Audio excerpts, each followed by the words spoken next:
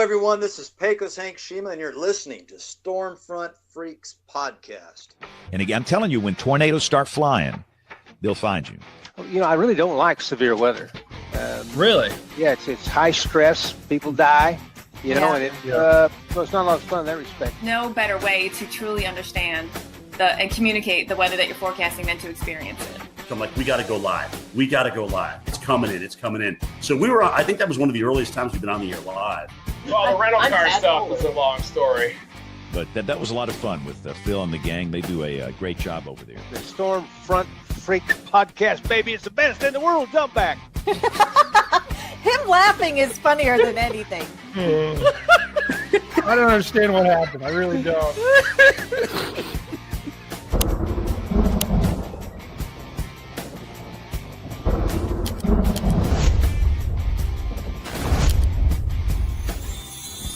The following program is a production of the Stormfront Freaks Network. So, hey, Storm Freaks, it's Phil. And with all the tornado devastation lately, you know, I think we need to share some important resources for you to be able to share with those that you love. But also, got to let you know, bring the earmuffs, because Weather Trollbot 5000, she's got plenty to say tonight. It's all on episode 236 of the Stormfront Freaks podcast. Going green. Greenwich. Saddle them up. You got it, boss.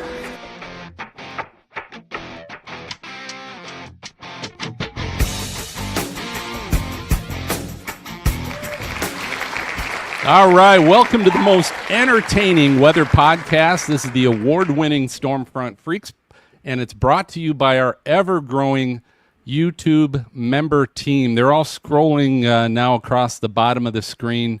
We've got a lot of you. In fact, we've got two new ones I want to bring up. Elizabeth O is one, was just joined as a member even before we came on the air. So welcome, Elizabeth. And also NC Guy 17, also members. So welcome to you guys. If you'd like to support the show and actually become a member of our team, we got a couple different tiers that include benefits like we got some unique emojis that Brady's created. We got member-only content. We got discounts on merchandise. A lot more stuff. We're actually going to be posting here soon some exclusive videos just for members to be able to watch on Storm Chaser safety tips. But if you haven't joined us yet, come on over to YouTube. Hit that join button. We appreciate all the support to be able to continue new content for you guys. And if you happen right now to be watching on another platform, I think we're also streaming to Twitter, maybe Facebook. But if you're watching us on another platform, go ahead and come on over to YouTube. Just search Stormfront Freaks. And we've got a better viewing experience over here. And you can also join us in the chat.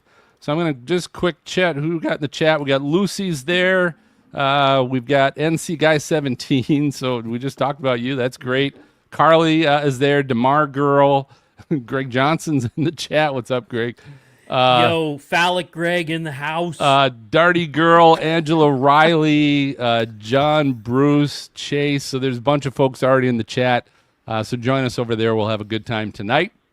Also, thank you in advance for your super chats. We'll be sure anybody that puts in a super chat, we'll just make sure we get your questions answered with our guests or whoever. We'll get those answered during the show. But right now, it's time to find out who's here tonight from our co-hosts and give you our wicked weather report.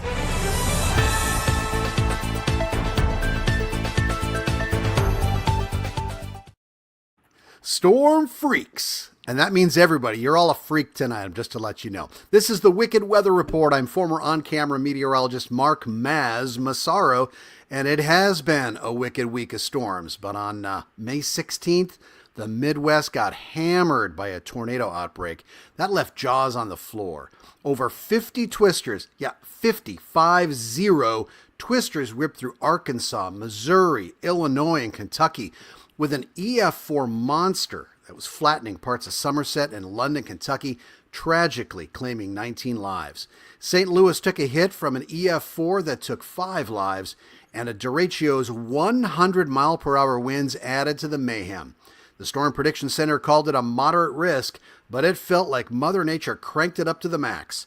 Stay vigilant, folks. Tornado season's got teeth. I'm just saying. What do you have for us now, Serena? Yeah, hey, so Weather Chasers, it's time for a Wicked Weather Report Tech Drop. I'm meteorologist and children's author Serena Arnold, and in early May of 2025, NOAA unleashed a game changer, and that is the next generation of hurricane modeling at the National Hurricane Center. So the souped-up system rolled out after a killer 2024 Atlantic season boosts forecast accuracy with sharper data crunching and real-time satellite feeds. It's already predicting storm tracks with wicked precision, giving coastal folks more time to prep. So whether you're tracking hurricanes on your phone or planning evacuation, this tech's got your back. Mother Nature's no match for this brainy beast. So get the full scoop at weather.gov. Popping it over to you, Greg. Yeah, well, strap in, Storm Chasers, because this wicked weather report is all about gear. I'm Storm Chaser and photographer Greg Johnson. Now, listen, this just dropped in May of 2025. Storm Riser drone is revolutionizing storm chasing. This bad boy, built for extreme weather, boasts 4K cameras, 60-minute flight time, and wind resistance up to 50-mile-per-hour winds. It's got real-time atmospheric sensors to measure pressure, humidity, wind speed, feeding data straight to your phone. It's perfect for chasing twisters or eyeballing derechos. It's like having a weather lab in the sky. I would say it's kind of more like having Dorothy from Twisters in the sky around your truck. So anyway, pricing's around $1,500, which actually isn't bad. No. And it's a must-have for serious storm chasers. And as we saw this week, drone footage is everywhere now. And if you want to do storm chasing these days, you got to have a good drone. So get out there and hunt those storms. Phil, back to you. Yeah, great. So I do want to share with everybody, if you're not used to the show, certainly welcome to the show. It's always happy hour every time we record Stormfront Freaks podcast. And so I wanted to go around the horn with our co-hosts, find out what the co-hosts are drinking tonight.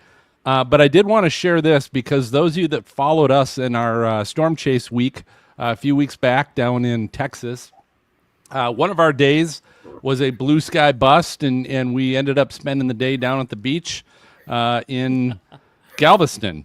And while we were there, we visited, those old beach stores that sell beach towels for $5 and plastic floaty toys and all that. I found what was called this Don Chelada Michelada. And what it is it's a cup. It's a styrofoam cup that's filled with some spices. It's kind of some pepper spices and some lemon and lime kind of spices. And what you do is you just put a beer in the cup and you mix it with the spices, and it's kind of got this spicy, citrusy beer flavor. But what's interesting is the rim, it's a flavored rim. And THC? Yeah, it's so you can take that what you think, but sounds healthy. Yeah.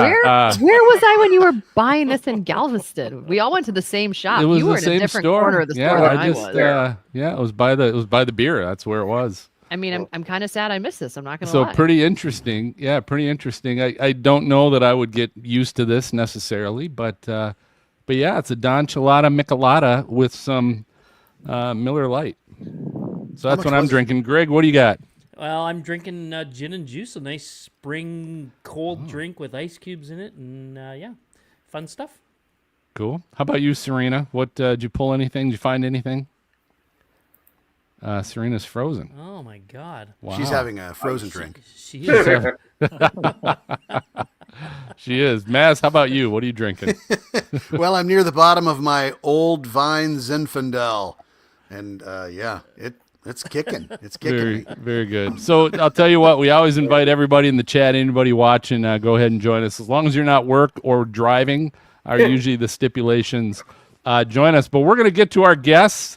So, Maz, let's go ahead and get to our guests. Awesome. All right. We've got Dr. Craig Ceecee in the house. He's a triple T, tornado track and trailblazer with a Ph.D. We ought to just call him Mr. T with a Ph.D. from Mississippi State and a mission to keep you safe when the skies turn deadly. He's turned shelter mapping into a life-saving innovation and is leading the charge on tornado shelter awareness. Yes. Buckle up, storm freaks. Dr. Craig Ceecee's in the house, and Brad Huffines. He's the voice behind the warning, the storm-savvy expert who's rocked the airwaves and educated the nation, broadcasting through chaos, hurricanes, and twisters with a mission to keep you informed and alive.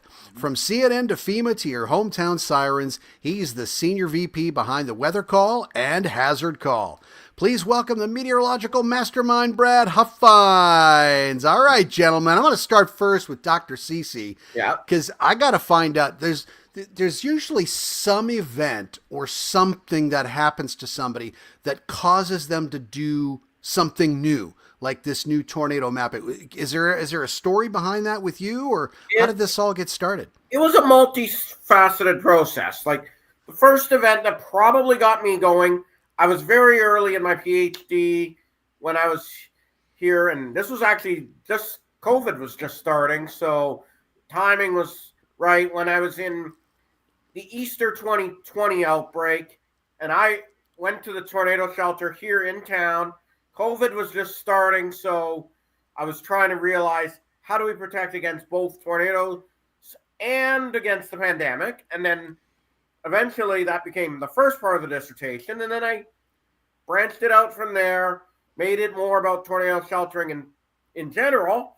And one of the survey questions I asked for those in public surveys is, would you use an app or internet map to look for tornado shelters? And most respondents said yes. Probably about 3.5 years ago, I started to write them up, but it wasn't until 2 years ago, little over, when the tornado happened not too far away from here in Rolling Fork, Mississippi. Whoa. There was no shelters there. I think like 17 people died, and then there were other tornadoes closer to here where there were fatalities. And the word about the tornado shelters, this was just as I was graduating from my PhD, and it was starting to really get national attention at that point. And the viewership of my page went through the roof. It went from a few thousand into the hundreds of thousands, and now into the millions. So wow, things have really grown, and that was probably the event that moved it into the spotlight. And then each spring we've had major events, and a lot more media attention has come to this over the last 2 years, including this year. And now I'm hoping to get like local governments to reach out to me and actually let me write up in the form of consulting and to provide. Well, the good news, Dr. Ceecee, the good news is now you've made it onto the Stormfront Freaks podcast. So Yes, I can only imagine where it's going to go from here.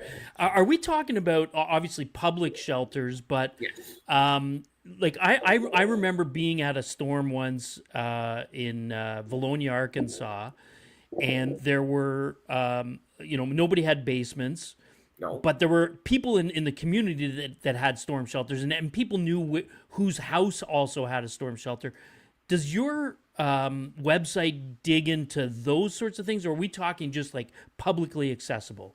Publicly accessible. I try to keep everything for privacy purposes, at least at this time. That could be something I look at in the future, but I also want to make sure that it's accessible 24/7 as needed, because tornadoes can and do happen at any time of day or night, any time of the year. Like, we've seen them in the winter before, and we've seen them in the middle of the night.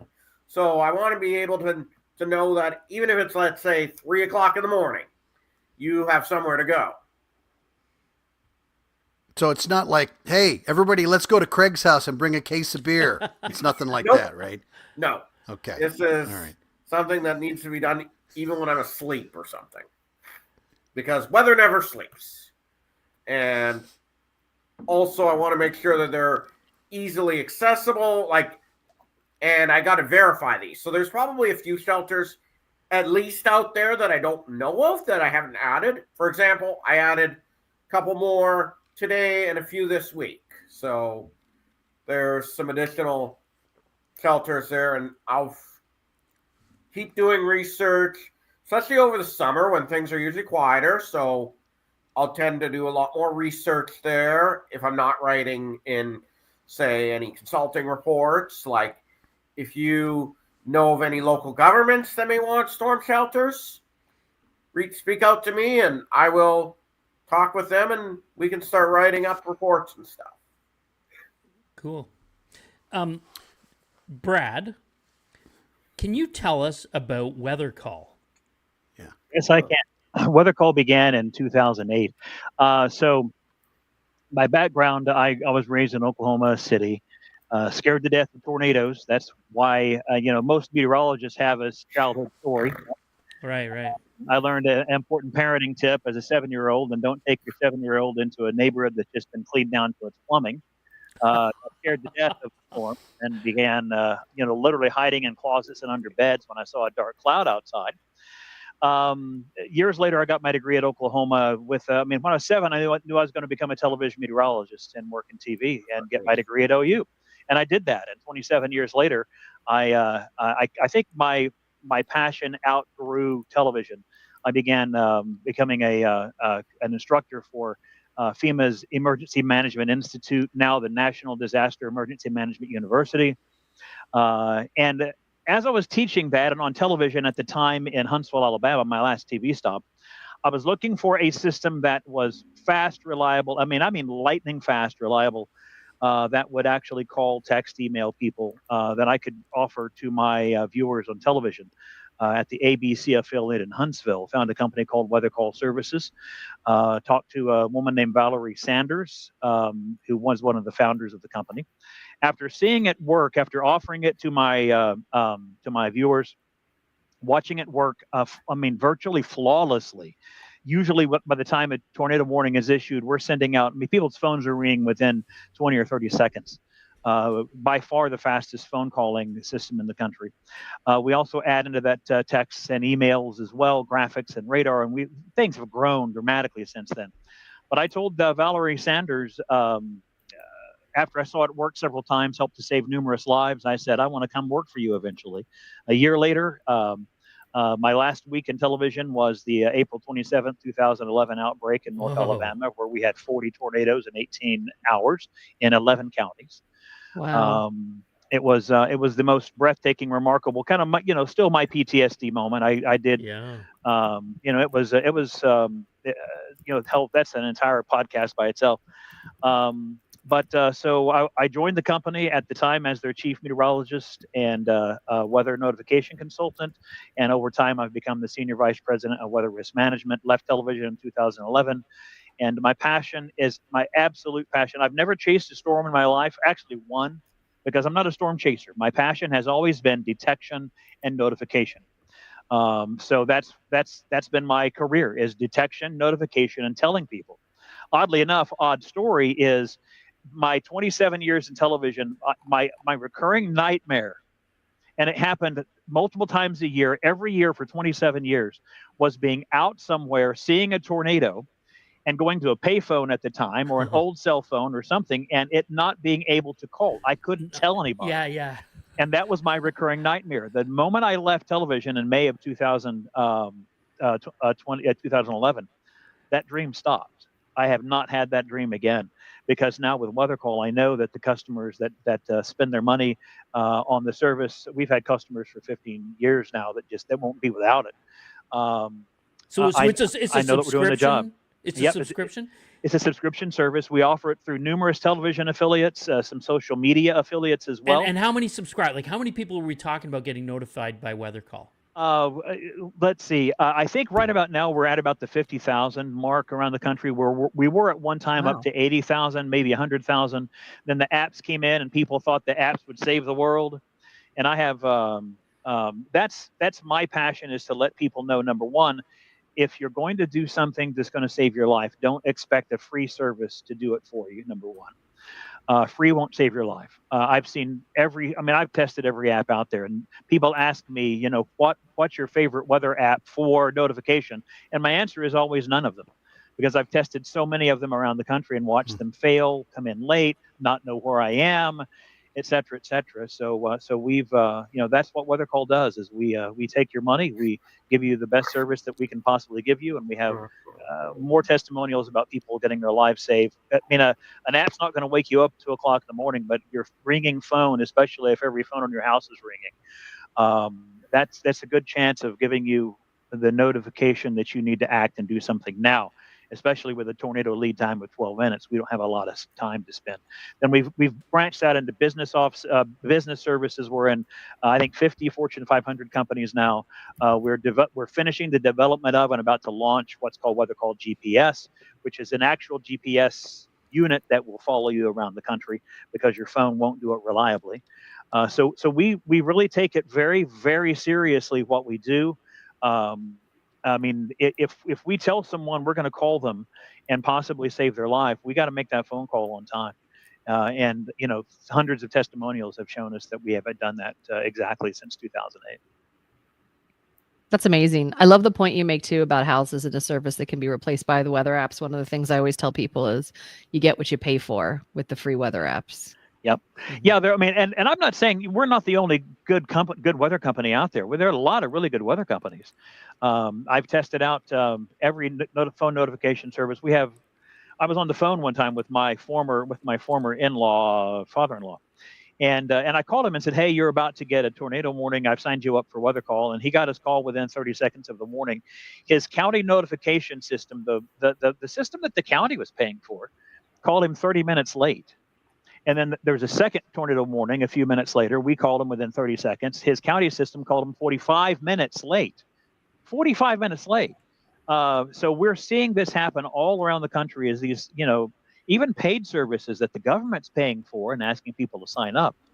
The latency is, it's hard for a person who's been killed to tell you what their phone experience was. So there is no data that we're aware of that says, hey, this late phone call cost someone their lives. But that's why we don't do business with governments. Local exchange carriers can only handle so many phone calls and text messages at once.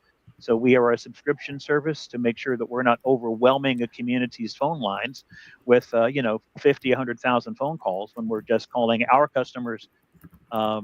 And my years of teaching emergency management for FEMA, I've had so many conversations with people and seen how the counties and communities are promising the things that they can't deliver because most emergency managers don't even know that phone calling system that they've spent $200,000 a year on is going to fail because you physically can't call everyone at the same time. The phone physics does not allow it. So we are in and out of the phone systems before these mass notification systems tie things up and start to delay these phone calls in massive life-threatening ways. And it's breathtaking. I wish they would just stop and let the private sector take care of it. Brad, let me ask you this though. When it comes to warning people about severe weather, you've got a whole infrastructure around that. You've got sirens, you've got notifications, like you say, on the free weather apps and the government built ones and all. I mean, there's a huge infrastructure around severe weather. Yep. But doesn't it all rely on the fact that the person who's receiving that information needs to actually be actively engaged in their own safety, right? Absolutely. And when you've got a subscriber base who's literally going out and like seeking out your service, they're already the ones that are engaged in their safety. Right. How do you, is there, and maybe this isn't even the right time or right place for this question, but how do you get to, 50,000 is a big number, but how do you get to those people that, would never pay for, because it's never going to happen to them? How do you get to those people? That's one of the reasons that we've used television meteorologists. I was one for many years offering WeatherCall, so people would trust me because I said it. I'd say, hey, go spend $10 a year and buy this service. Just trust me, do it. My family's life depends upon WeatherCall services. Yours should too. That's why we use a lot of television meteorologists. That's why we're now expanding our offerings on what we now call WeatherCall Next Gen, an upgraded service. We're doing it through TV stations as well as a lot of social media affiliates around the country. Dr. Craig is one of them, where if someone that they trust tells them, hey, spend $15 a year and get this service, or hey, spend $349 a year for this business service, or $1,000, or whatever the numbers are. It takes someone that they trust, or it takes a failure. I've had so many companies, Fortune 500 companies, on the phone say, I've got an app for that. And then I watch them get whacked, and I follow up with them, and they weren't notified, they weren't aware, something came, what they said, out of the blue. It's like, it wasn't out of the blue. The National Weather Service, we're a trusted core partner of the National Weather Service. We only do what they launch. We don't have a smoke-filled room of meteorologists doing our own stuff. We got 10,000 meteorologists, the best meteorologists in the country, doing it for us. So we're taking their information and we're parsing it and getting it to people as fast as possible through text messages, phone calls, certain things. Certain phone calls we'll launch. For instance, if there's a tornado warning, radar indicated, we'll launch a phone call. Once that in a severe weather update, if it says confirmed or observed, we'll actually launch a second phone call to them, or our message changes based upon the severity of the threat. So that's how we really want to be as communicative to people as possible, because most people, as much as we are in this room here, we've seen and done a lot, right? Yeah. We've seen that the possible is possible. Most people don't know that the possible is possible, number one. And most people still think it won't happen to them. Right. That's the key. And until it happens to them or someone that's very close to them, it's hard to convince them that you need to spend some money on a professional service that has that has a professional passion behind what we do. That's all of us on this podcast right now. Our absolute passion, the passion that drives us to do this, whatever we do, is helping to save people's lives. That is the absolute passion. And so once we can tie into someone's passion, they may not have the same passion, but passion will help to convince someone to trust you because you have passion. And I can get a little animated at times, and I get very emotional about this stuff because I've seen people be unprepared, brag about being unprepared, and lose their lives. I've seen people who are prepared take action, and their lives are saved by their own action, not by our service. They chose to act. And then they get credit for it because they chose to do something that would save their own lives. Serena, you're muted. Okay, good. It's my first day on the internet, guys. Just be patient with me here as I try to figure this out. It's super interesting. And one of the things I want to talk about a little bit later, possibly, is how potential changes that would be coming to NOAA funding would impact what you do. But we can talk about that later. I want to toss it back to Dr. Craig Ceecee for a little bit. Yep. So let's build off of what Brad just said. So they've got the warning. They know something's happening, but they don't have a tornado shelter. Let's talk about how your resource, how do people go and figure out where where the shelters are in their community, and how do communities add them? Talk a little bit about that proposal process. How do you talk communities into, hey, let's build a community shelter in this location? It's been a challenge, I'll admit, to get the communities on board because it's tough reaching them in many cases. But the easiest way is to go to findyourtornadoshelter.com, and you can either go into the map that's right there or click on in the upper right corner of the map and go to full screen, and then try to find if there's any close by you. And if there are, it could tell if you search how far the driving distance is from your home. And that also is important because you don't want to be caught on the roads when a tornado is coming. That's very dangerous. And that is also why some communities don't like having tornado shelters to the public, because they fear that there's going to be people stuck on the road. Like a good example is Oklahoma City. That's one of their preferences, is to keep people sheltered in at place, although that creates a downside of people. What if you live in a mobile home? What if you live in some weaker home structure that probably can't withstand a tornado? Even though the studies have said that most homes can withstand most tornadoes. But we saw, like in this past week in Kentucky, that was not EF5 damage that flattened those homes and killed all those people. So there are deficiencies out there that need to be managed in order to successfully deal with these. And we don't know how well your home is built either. So and Dr. Ceecee, dig down to our own foundation and make sure it's bolted down properly to meet standards. It could be that it's not very, very well attached and you don't know it. So and Dr. Ceecee, wouldn't you agree though too that findyourtornadoshelter.com is an important resource today, not when the warning has come through from a WeatherCall, right? Like you want to know this now so that when the warning comes through, you know where to go, as opposed to looking it up. Oh my God, I need a storm shelter. Exactly. And the problem also is that you need to know well in advance, and you need to look at it regularly, because I keep adding shelters to the map or updating some, or on rare occasions I'll delete a shelter if it's no longer open to the public or if it's decommissioned or whatever. But oftentimes I'll add one, and I've added several hundred this year, so there may be new ones that you find that. And are you the only person adding the shelters, or is this crowdsourced?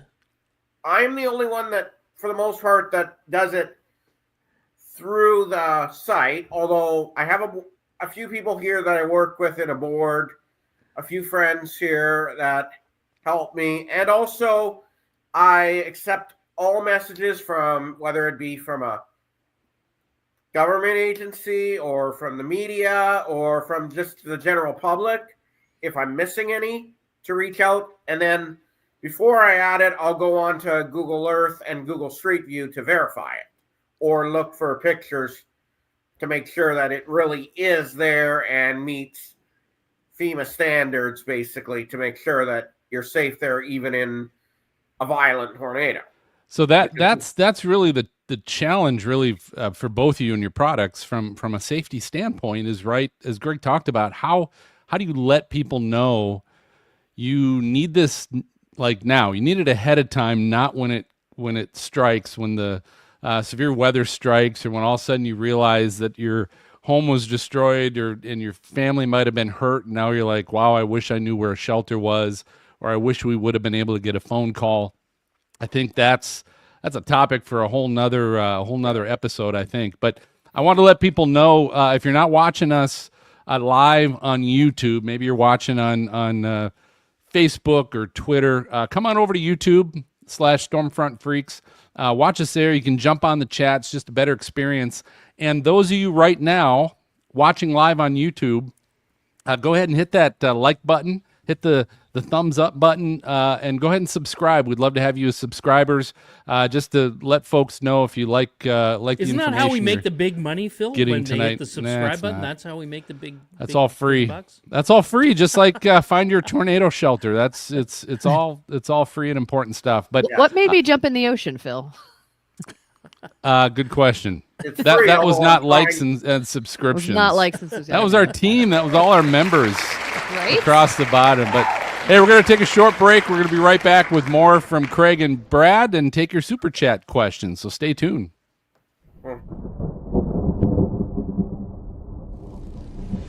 In a world where tornadoes and hurricanes and blizzards run rampant, destroying everything in their path, one man and one team of freaks stands in their way, covering it all on one show. We have a confirmed tornado from afar and from up close. That man is Stormcat 5. That team is the Stormfront Freaks. And that show, this show, is Outbreak.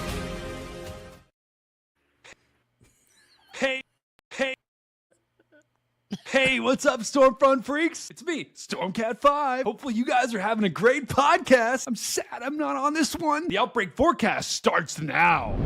So guys, by the time you listen to this, it's going to be Thursday night, and we likely will have severe weather already ongoing. But we do have severe weather possible today, and that is centered just to the west of Dallas, where we have an enhanced risk. That's a 3 out of 5 risk for some pretty strong storms. Now, for the most part, the tornado threat tonight should be minimal. We could get a tornado or two, but we only have this 2% risk centered right along the Red River and just to the south. But by far, the biggest risk is going to be large hail. We've got a chance for some very large damaging hail centered right in that area with the dashed lines. That is where we could get hail of 2 inches or greater, which is massive. Now, there could be a sneaky tornado threat as well, because this was earlier in the day. By the time you watch this will not be the satellite, but notice how we've got an outflow boundary right in there. That could be a focal point for some tornadic activity this evening, so heads up, especially those in western Oklahoma and central Texas, right in this area I'm outlining. I would not be surprised if we got a couple of tornado warnings this evening. Now, tomorrow,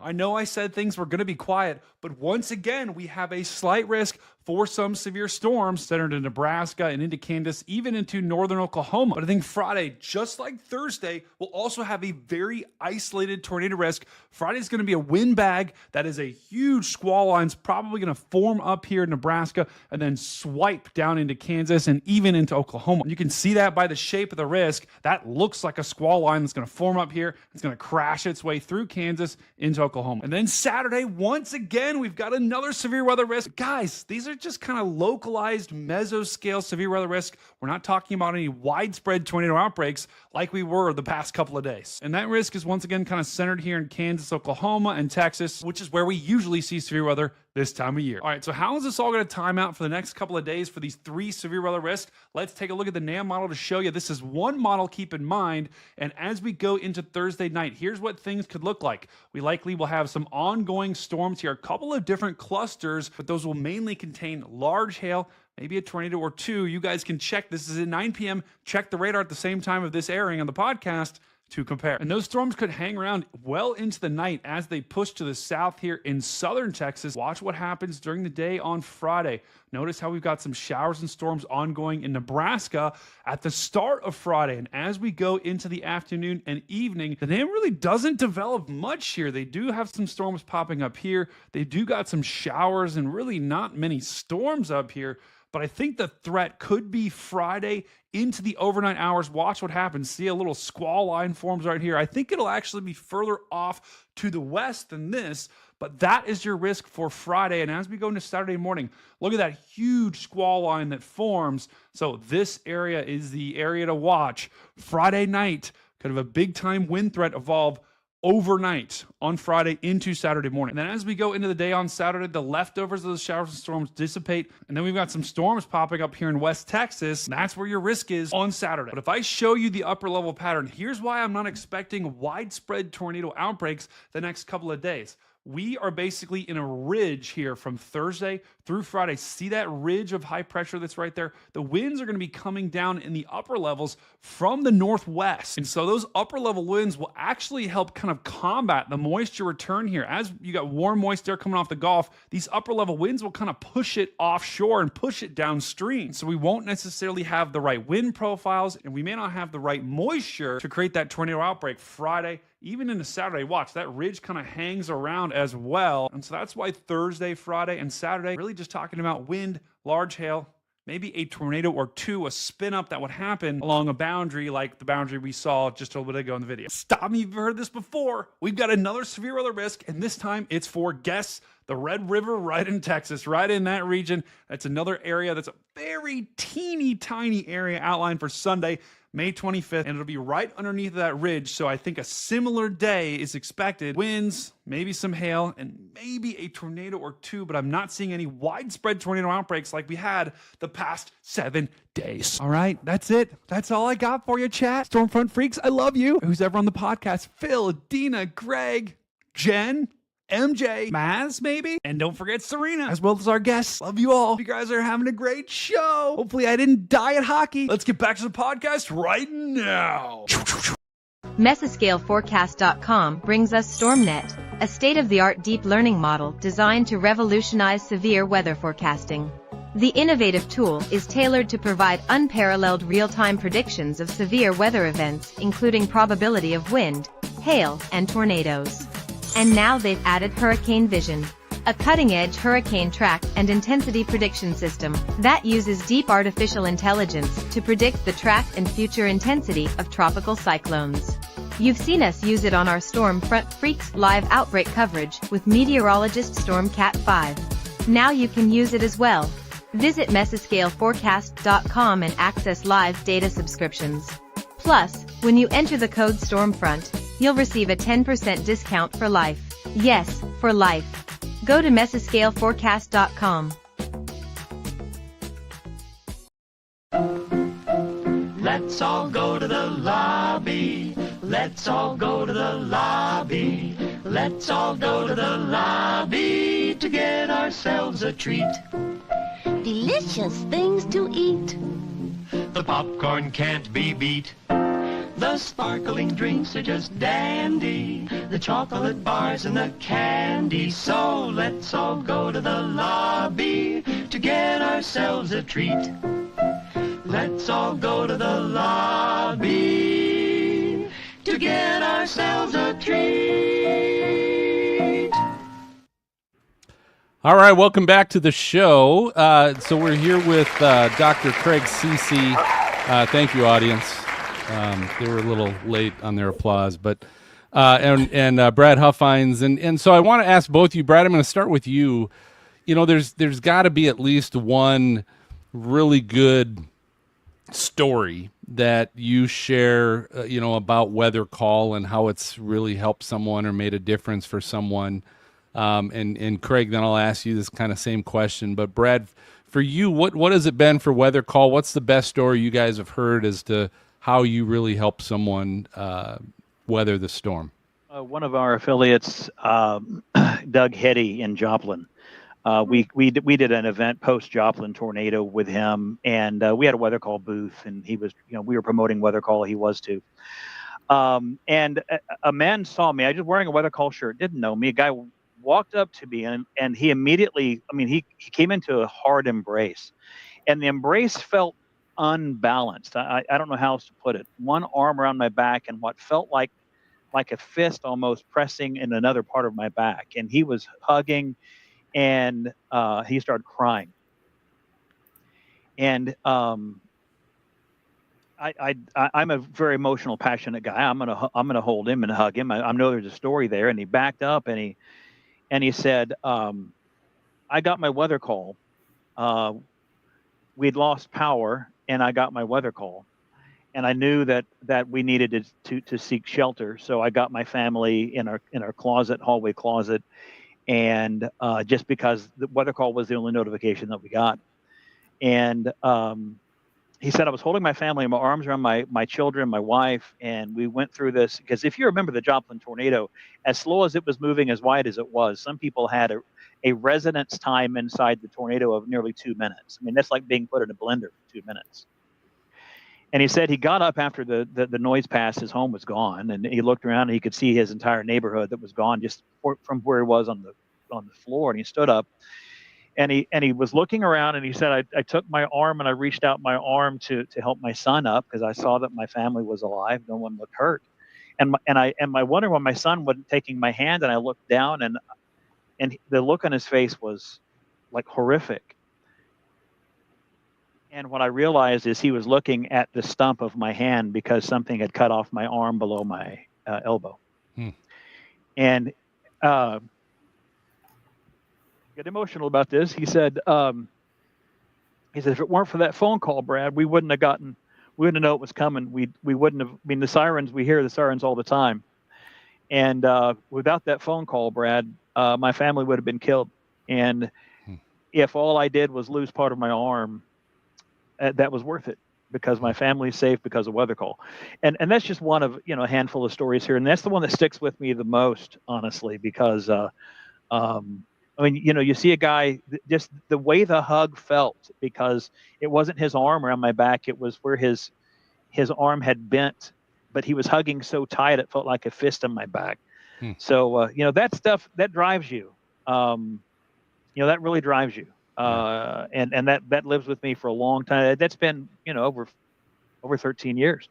And that one still sticks with me because, this man has watched his children grow up, and he's probably got kids in college and all that. And if it weren't for a service like ours, the family tree would have stopped that day. Yeah, that's a good story. That's how I take it. Yeah, thanks for sharing that. That's kind of powerful stuff. I was expecting you to say with what you provide and what you guys do at WeatherCall. That's great, and I'm sure that's one of many. But Dr. Ceecee, I'm just going to jump to you as well. Yep. I'm sure you've heard various stories as well of people being able to find shelter, and I guess what's the one that stuck with you the most? One story was from back in March during the tornado outbreak here in the Deep South. This was actually out of Plantersville, Alabama, and somebody who I don't know, but there was a friend on social media who gave him the information and of my site, and he did not know there was a shelter in Plantersville. And even though he's lived there so long, and he went there, and about 12 minutes later, his mobile home was gone. Oh my gosh! So that's probably saved his life. So, and that has really stuck with me right through, even though I don't know that person who got the shelter, got to there in time for the first time. They had never known there was a shelter there, and they just showed them the site. There was one there, and next thing they know, the tornado went through the town. Wow, that's crazy. I something about what Craig does. I asked an emergency manager one time because I wanted, this is years ago, Dr. Craig, several years ago, I wanted to be able to publish where these sites were, where these public shelters were. Talked to a couple of emergency managers who told me we don't publish those widely because of homeland security reasons. And it broke my heart because there's so many of these, and that's why the work that Craig is doing is, I mean, it sounds simple, but it's groundbreaking work. Yes, he's call these people, and he's having to hunt this stuff out when governments know where these are. They've spent money, they've gotten FEMA grants for these things, for Christ's sake, but they don't publish where they are necessarily in a wide scale manner because of homeland security reasons. They don't want the mass attack. So that's the work that Craig is doing. And I mean, he's having to uncover every single rock, and the work he's doing, I mean, I'm telling you, it's a work of passion. And Craig, It's taken me thousands of hours. Yeah. I mean, I cannot and tip it's my still head work enough in to progress. It is. Dr. Ceecee, I got to ask you, are there stringent guidelines on what is considered a tornado shelter? Yes, there are. In my that be? book, at least. Okay. I mean, because I'm guessing, some are better than others, and Yeah, I'm like, what's the minimum it's more threshold? for liability reasons, but Okay. I want to make sure that they're meeting FEMA code so that they can withstand violent tornadoes successfully, and that's mainly for liability reasons. I don't want somebody coming out and finding a place and then it wasn't good enough or something. Right. And Even then, Brad, though- oh, sorry, go ahead. Even though I'm sure it is much better than most homes, but that's just liability and comfort level. That makes sense. Brad, how extensive is the network? Are there places that you can't get to? What do you mean? What? I'm sorry. When you say network, Well, with the weather hazard, with the WeatherCall. call and the hazard, is there right. places that it can't get to, or are there any limitations to that? No, the only limitation is the ability to receive a cell phone signal. So yes, there are going to be valleys. There are going to be places that have weak cell phone or no cell phone signals. Not many, but some of them. And that's why WeatherCall several years ago we copy wrote the hashtag at the time, before we're told now don't use hashtags anymore on X. Layers save lives, because we want people to have their local television meteorologist. We want people to have a weather radio. We want people to have whatever free apps they like and download. We want people to have a paid service like ours. Because I saw on April 27th of 2011, when the tornadoes came through and 21 500 kilowatt transmission lines came down out of the Tennessee Valley Authority's nuclear power plant, North Alabama and North Mississippi, both, a giant block of the country was without power for about 5 days.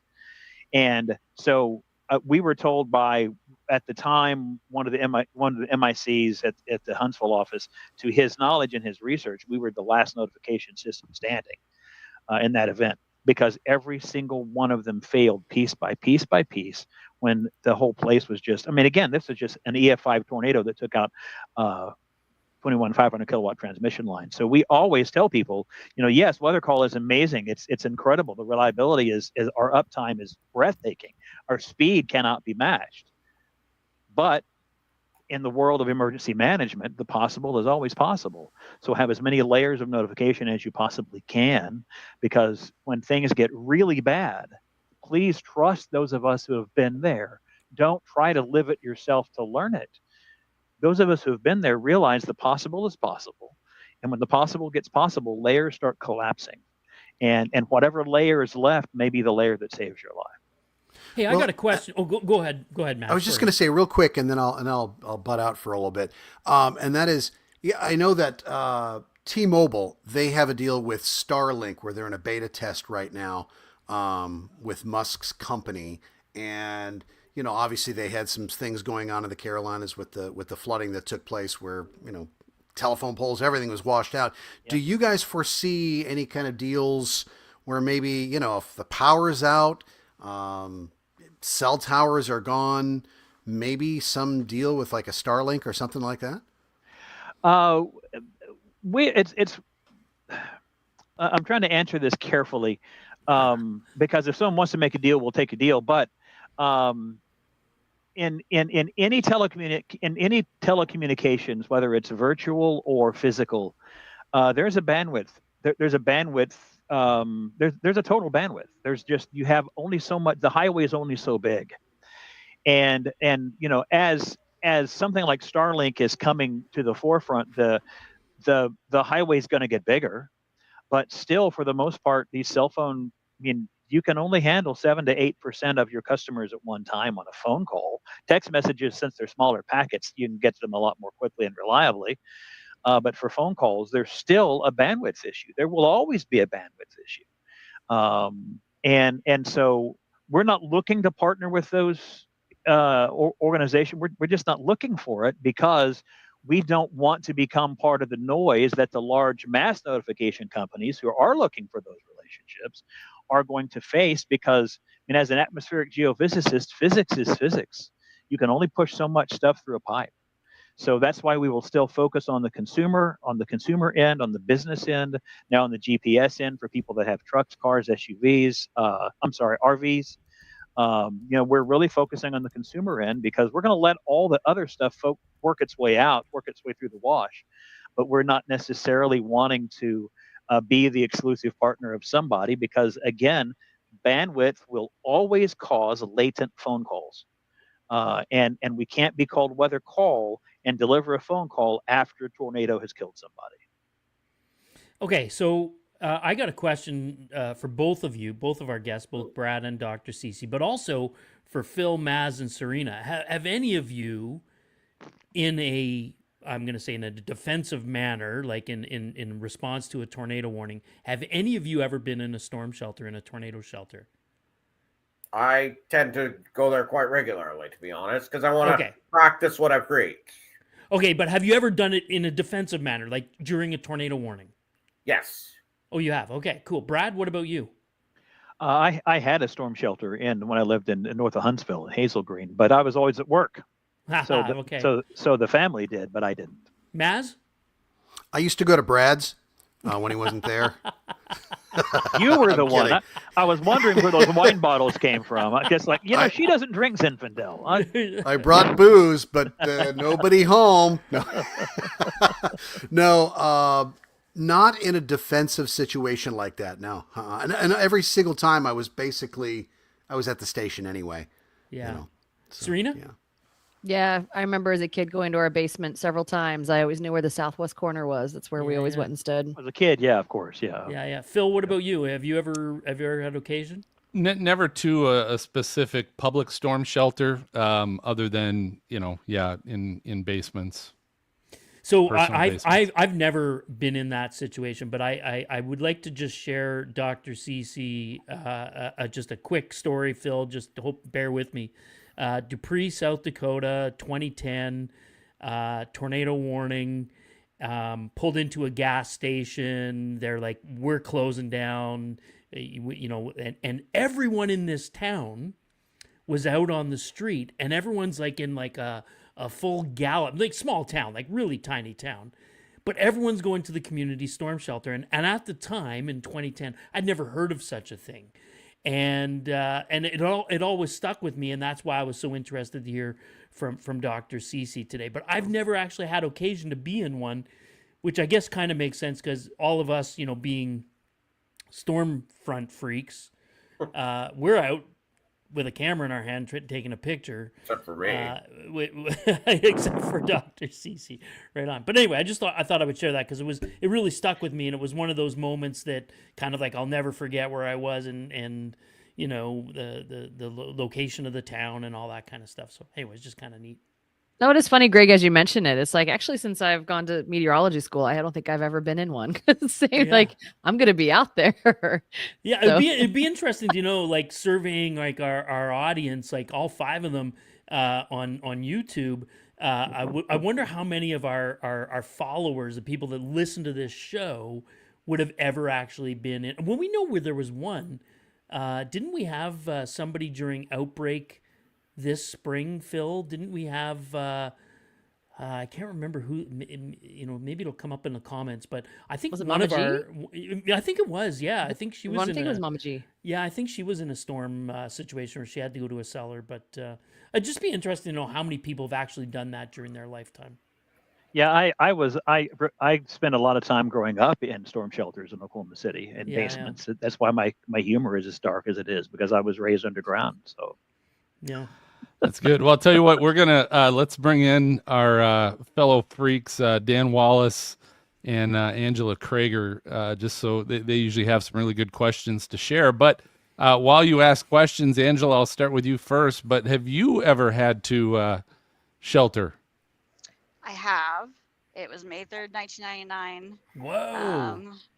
Oh, you win it. We win the answer. That's a big day. That's a big day, Angela. Like, and then I don't even think it really. It was in Nakoma Park, which is between Midwest City and Choctaw in Oklahoma. So like, it wasn't even really near us. But I mean, after watching it on the news for hours, right, we were like, yeah, we're gonna go below ground.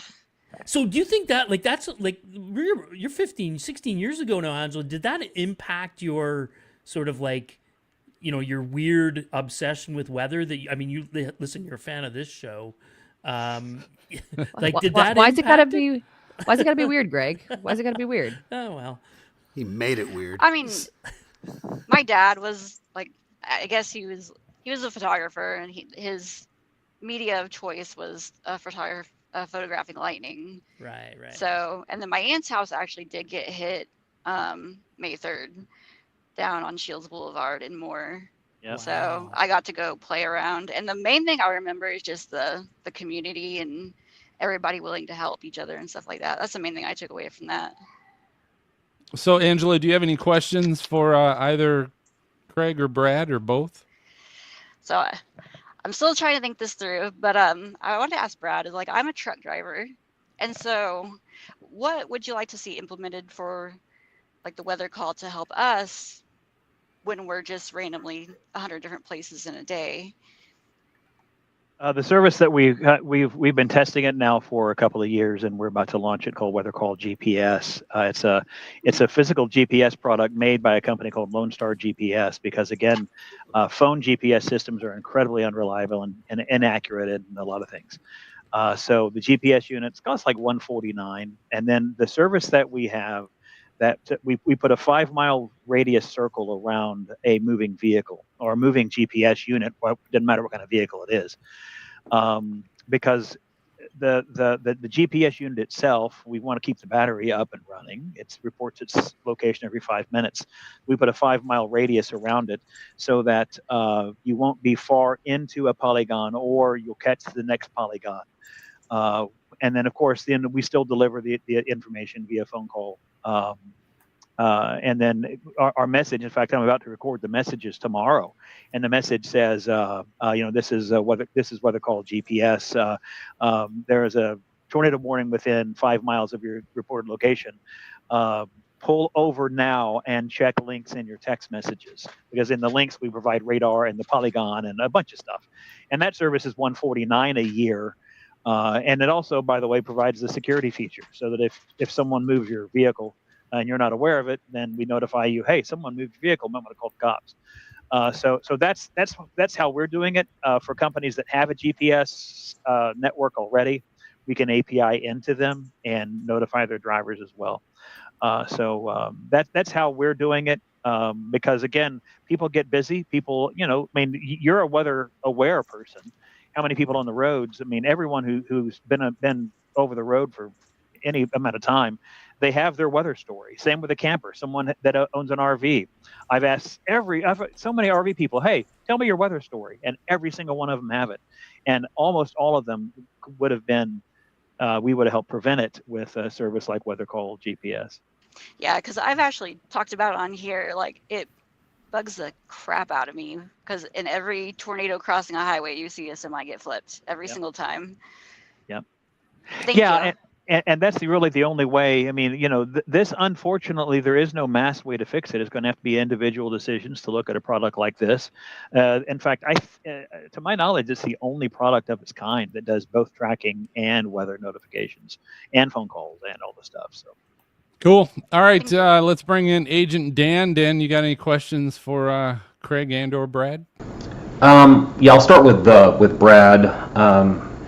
I imagine you're disseminating products through probably a more sophisticated system of WeatherWire, but I wanted to see if you could speak to some of the redundancies you might have in place should there be a disruption with that.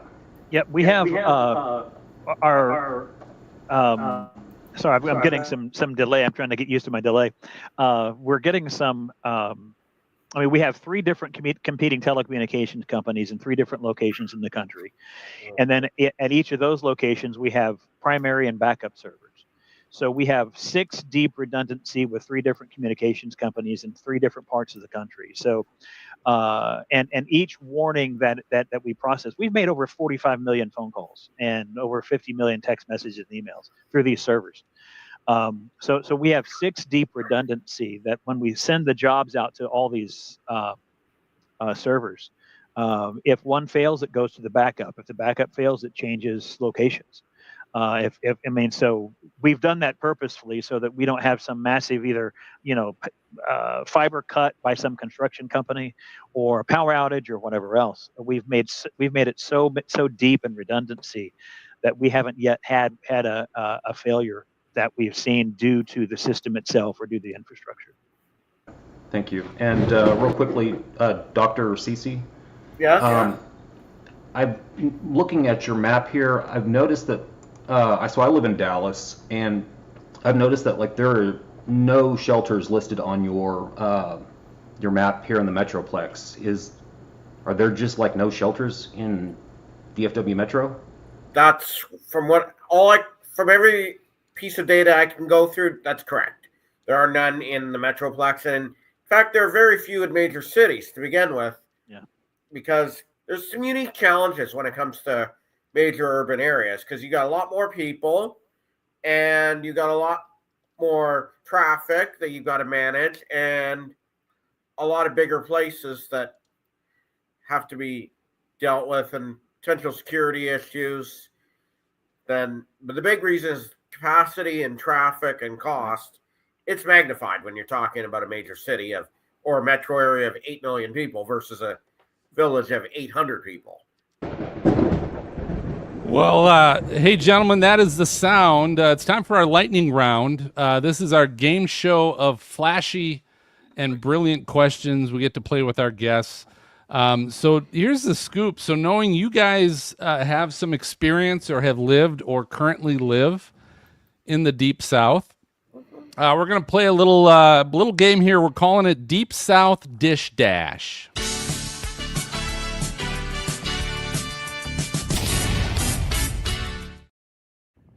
So really what this is, it's a simple game of high or low. And so what I'm going to do is I'm going to ask Doug, I'm going to ask you questions about Alabama. I'm sorry, Brad, I'm going to ask you questions about Alabama. And Craig, I'm going to ask you questions about Mississippi. Okay, and this is going to be in regards basically to well-known food establishments in the Deep South. And it's high or low. So I'm going to give you the name of the food establishment, and I'm going to give you a number of how many establishments, and it's going to be a wrong number, are in that state. And you just have to tell me, do you think that number is actually going to be higher than the number I give you or lower than the number I give you? Does that make sense? Got it. All right. So, Brad, I'm going to start with you in good old Alabama. We're going to talk about Waffle House. Is the number of Waffle House locations in Alabama higher or lower than 150? Higher way or higher. lower? Got to be high. I mean, there's 150 at Huntsville.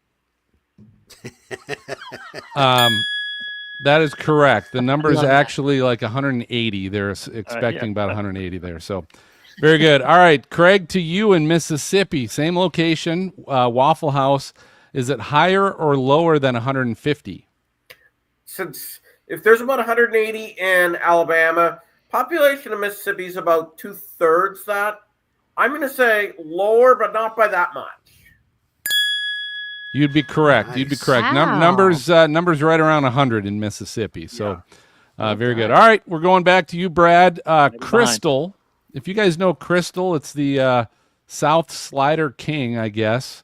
But in Alabama, Brad, is the number higher or lower than 75 locations? I think lower.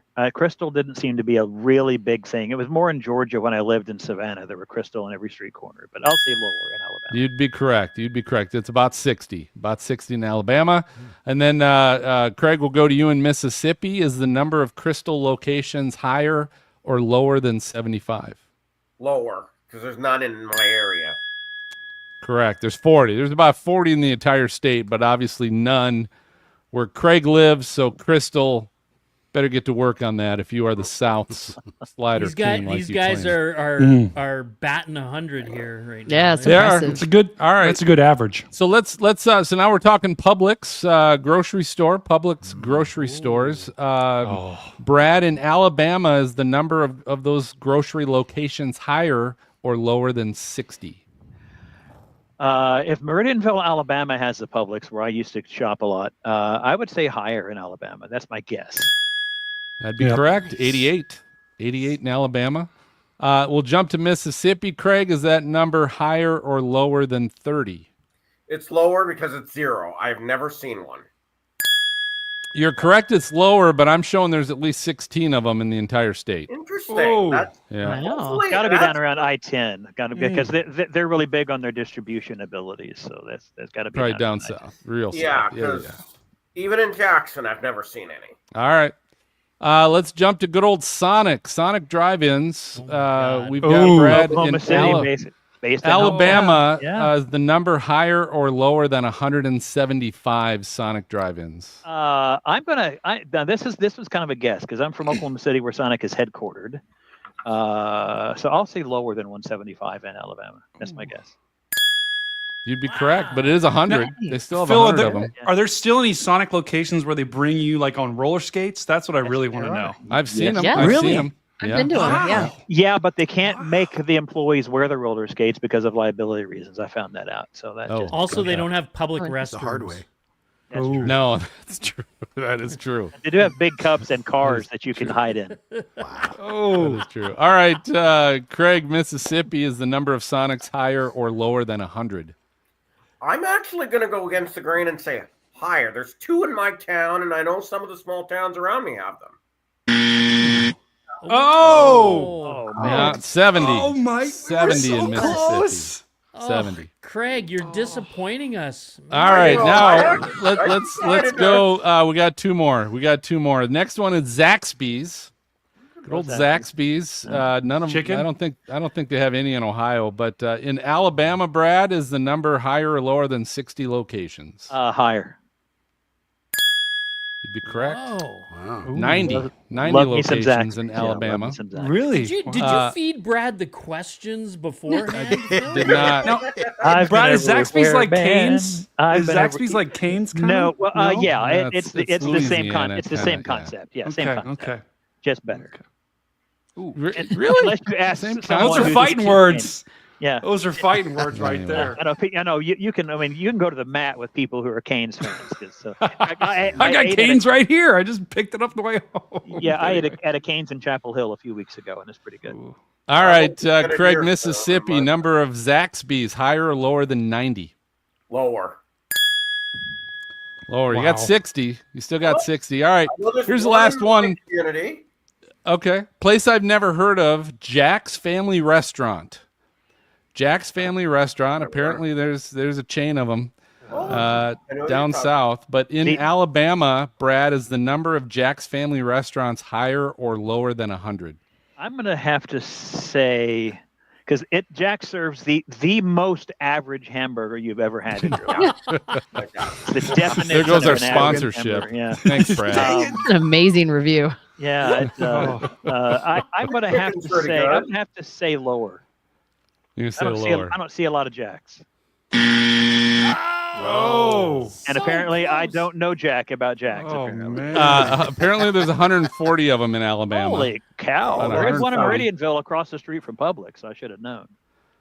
All right, so Craig, to you, apparently Jack's Family Restaurant's not quite as popular in Mississippi as Alabama, but is the number of locations higher or lower than 10?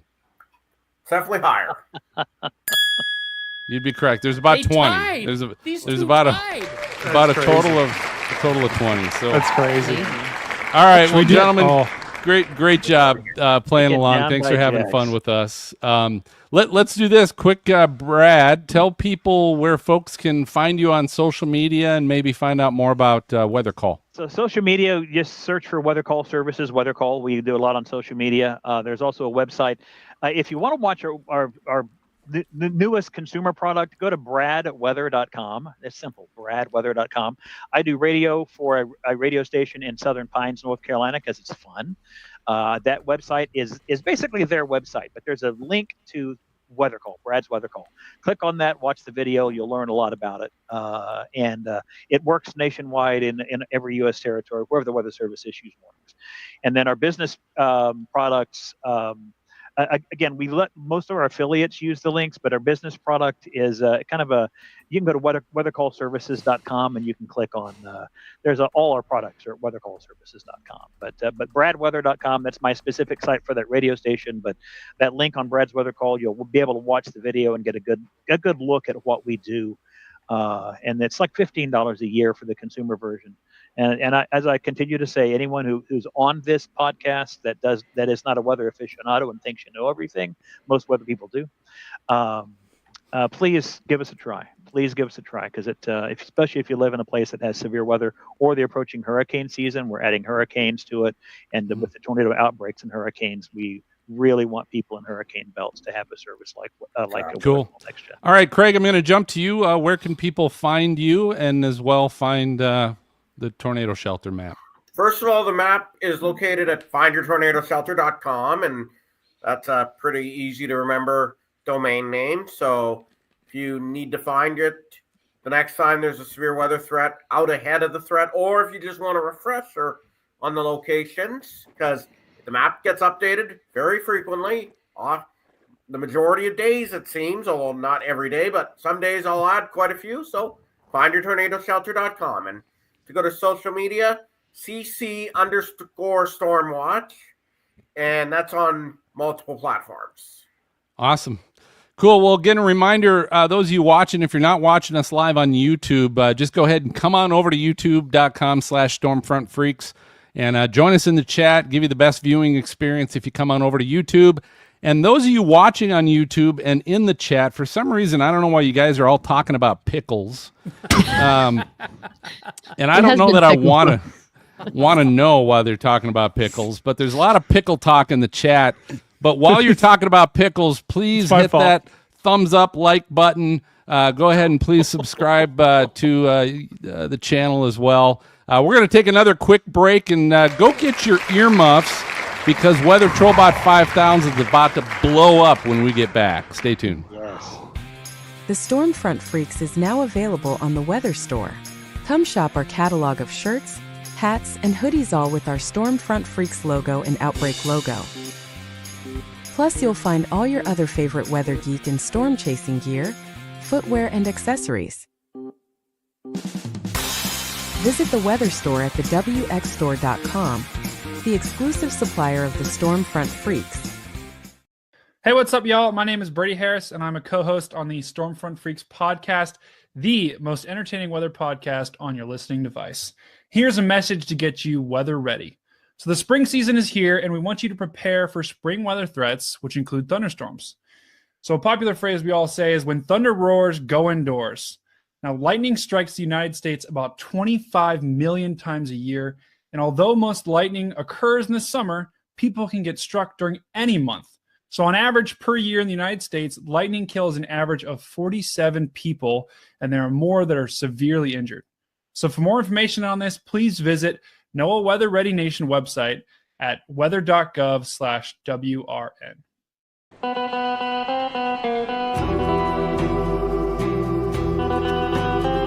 Hey everyone, it's Mark Remillard.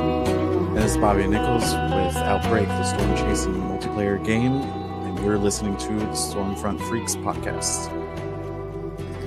Let's take a drive under the moon. Let's take a drive under the somber sky. Let's take a drive under the moon.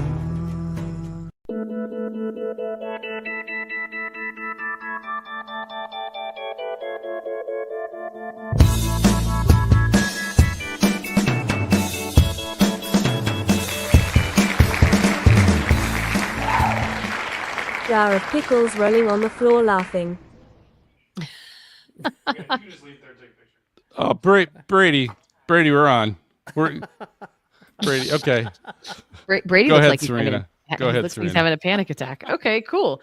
So I assume that this is going to be our Weather Fools time. So we're gonna get to Weather Fools here. This, I have to admit, is one of my favorite sections. I know Trollbot's going to be really good later on today, but I do love Weather Fools because it highlights people doing just some really amazing things, and then also having the audacity to record it for our benefit. So thank you so much for doing that. So I think we've got Weather Fools from both Greg and Phil tonight, but I think, Greg, we're going to go ahead and kick it off with you. Yeah, let's start here. Yeah. So, okay. So, what I love about this Weather Fool is this is a guy working at the garden center, right? Oh, man. And what I love about him is he's holding on to this tree. He's like, okay, but watch his body language. And he's just like, all right, well, there's nothing I can do about it. And he's kind of waves, and he's like standing there. He's just like, what the hell do I... Stuff's falling over. He's done. He's quitting. He's quitting. He's just like... Just take his uniform off. He's done. He's like, I don't get paid enough for this. That's got to be a not- dust devil. Is that a dust devil? Looks like a dust devil. It That was an impressive dust devil. Like, I just love the guy's body language. Like, he's just like, he's done giving, anyway, we'll get to that with Trollbot, but anyway. Fuzzy called it a flower tornado, and I think that's perfect. And I think the rest are Phil's. Now, Phil, I don't know if you have the one. I was gonna add another one. It happened just the other day with our friend Reed. Do you have Reed's video in I your don't. No. Okay, we should. I should have. I'll do it next one. Next time. Reed was definitely the biggest weather fool of the week. But let's go to Phil with yours now. Well, all right. So the first one actually comes from Angela. We got to listen to this one. Out on the docks this morning because he's going to be super cold. I call it "Fired for Fuck." Docks this morning because he's going to be super cold out. What? Yes. Oh, for crying out loud! No one knows. Oh, there. I was like, what? Are you? How's this is what I work with. Oops. Like half the people don't get my references. I was dead silent. I almost walked He says out it of here. one Just more like, time. I can't come back from that. And he got fired, by the way. Yeah. Yeah. Oh. Oh my God. Get educated, man. Come on. So, yeah, unfortunately, you can't say that word when you're on FCC airwaves. FCC doesn't like that. Brad, I can imagine. Yeah, you can understand. Yeah, I always certain words to avoid. I always wanted to do the weather on HBO so that I could just say whatever I wanted to say. It's gonna be you like trollbot. Yeah. How have we not made that a thing yet? I mean, honestly. I know. I'm not. Bill Maher. He needs a meteorologist that just true. speaks honesty. That's true. All right, next one I gotta call this. Whoa. What is this? Oh, I guess it's a video. I call this Phil's Cooked. So PETA wants to get rid of Puxatawny Phil and instead make a gender reveal cake to tell you if it's going to be longer winter or sooner spring. PETA says get rid of Phil. Let's do a gender reveal cake of some sort. Or So it's going to be what, a season reveal? Yeah, I don't know. It's not like we're killing the beaver. We're just like holding him up. Like we're not mistreating him. It's if anything, not a beaver. It looks like a beaver. Whatever. It's whatever animal. It's a groundhog. Whatever. But I'm just saying, it's not like we're chopping them up and having beaver stew. It walks like a beaver. Beaver stew. There you go. I'm All right. so sorry. What's the next one we got? All right, call this one Heads Up. Look at this lady shoveling snow. Oh my God! I know. Oh no, I know where this is going before. Yep. Snow comes off the roof in multiple rounds, multiple waves. Wow, look at all the people who come to her aid. People come to check out. Notice they weren't coming to her aid when she was shoveling. Yeah, true. Exactly. Look, she's shoveling like a foot. Like it's. I know. Oh man. You almost think that this was staged, right? Because she wasn't really shoveling very well. That's a lot of people. But that's a lot of snow to be staging that. I mean, that had to have taken her out a little bit, right? I had this happen once in New Hampshire in my house up north, and I just got done shoveling my walkway, and all the snow and ice came off. And when it was done, it was about 3 feet deep of the Really? I'm convinced had I been out there, it would have killed me. Like that I would have been able to get out. So. All right, next one I call this is Copic Weather-Wise. This is Storm Chaser Brandon Copic. You have to be really careful. And it looks like he just got home. His son is kind of greeting him at the front door. This is one of those door cams. Very careful.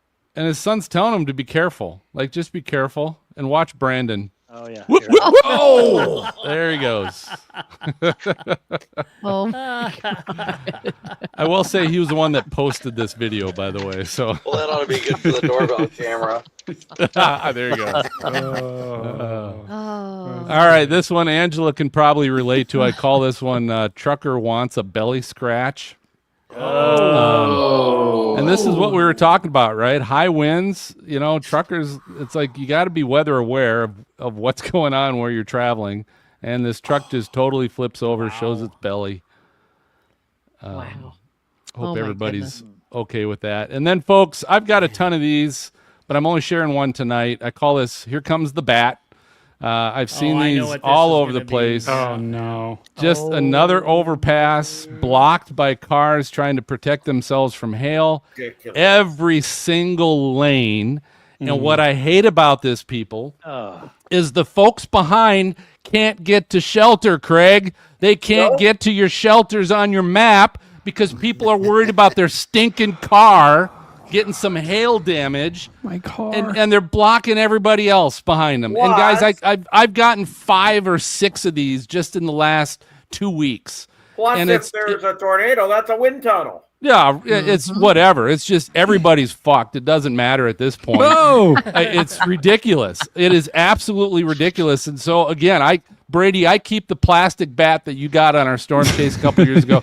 I keep that in the back of my car, and I guarantee you, if I get stuck behind this, I'm going to those cars up front, and I'm going to start smashing them with that plastic bat so they kind of know what hail's really like and that what the rest of us have to deal with when you're blocking us from being able to get to shelter. I tell you what, that would definitely go viral for sure. That would go big time viral. Ridiculous. So I do want to say before we move on, Serena, thanks. Texas Tornado. with your super chat to help people buy a jar of pickles. I still don't get it, but okay. And then what the heck is that, chat? Carly has become a member for 10 months. She's one of our mods in the UK. So Carly, we love you. Nice. Thanks for that. So Serena, Very back cool. to you. Yeah, awesome. All right, so if you want to check out those weather fools, which I highly suggest you do, make sure you go to stormfrontfreaks.com and check out the show notes for episode 236.